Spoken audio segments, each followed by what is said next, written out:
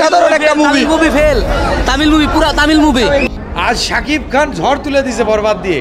বরবাদ এত টাকা আয় করবে এটা পরিচালক ভাবতেই পারেনি। আয়ের দিক থেকে ইতিপূর্বে বাংলা সিনেমার সকল রেকর্ড ক্রস করলো ছবিটি। থেকে শুরু করেছি কিন্তু বরবাদ একদম ভালো হয়েছে। এখন পর্যন্ত বরবাদ কত কোটি টাকা আয় করলো এটা সত্যিই অবিশ্বাস্য ঘটনা। সত্যি বলতে শাকিব খান বাংলাদেশের মুভিকে অন্য ক্লাসে নিয়ে গিয়েছে। আমি শাকিব খানের হেটার ছিলাম, আজ থেকে ফ্যান। প্রথমে ছবিটির চাহিদা বেশি থাকলেও অন্যান্য সিনেমাকে বেশি সুযোগ দেওয়া হয়েছিল।